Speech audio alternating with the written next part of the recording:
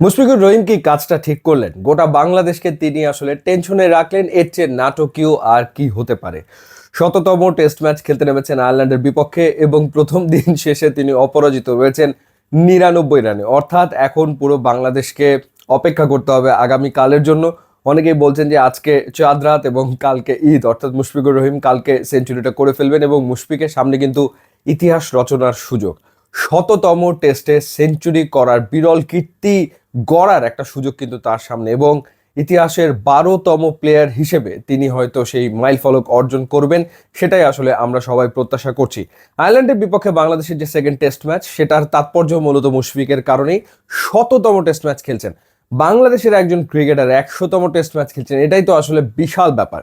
এবং নিশ্চিতভাবে কাউকে যদি জিজ্ঞেস করা হতো যে বাংলাদেশের পক্ষে ১০০তম টেস্ট কে খেলবেন, সবাই এক বাক্যে বলে দিত মুশফিকুর রহিম। এবং শততম টেস্টে সেঞ্চুরি করা সম্ভব কার পক্ষে? সবাই একটা নামই নেবে, মুশফিকুর রহিম।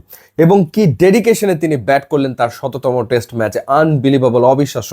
৩০ ওভারের বেশি তিনি উইকেটে থেকেছেন এবং ১৮৭ বল মোকাবেলা করেছেন, ৯৯ রানে অপরাজিত, ৫টা চার তিনি মেরেছেন এবং তার স্ট্রাইক রেট ৫২.৯৪।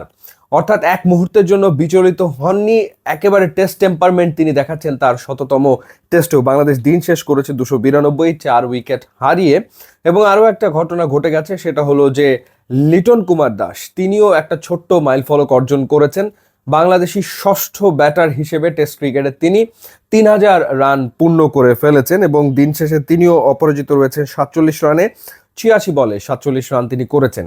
এর আগে মমিনুল হক তিনি একটা 50 করেছেন। এর আগের টেস্টেও তিনি দুর্দান্ত ব্যাটিং করেছিলেন সেই ধারাবাহিকতায়।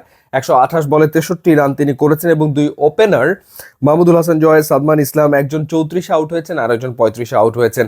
তাদের সামনেও সুযোগ ছিল বড় ইনিংস খেলার, বাট তারা সেটা করতে পারেননি। এবং মূলত দিনটা মুশফিকুর রহিমের, ম্যাচটা মুশফিকের, এবং মুশফিক ইতিহাসের সামনে দাঁড়িয়ে আছে। এটাই হলো গিয়ে আসলে বাস্তবতা।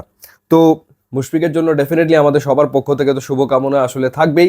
এবং তার সামনে আরও একটা মাইলস্টোন যেটা, সেটা হচ্ছে যে বাংলাদেশের পক্ষে সর্বোচ্চ টেস্ট সেঞ্চুরি, যেটা মুমিনুলের কাছে রয়েছে।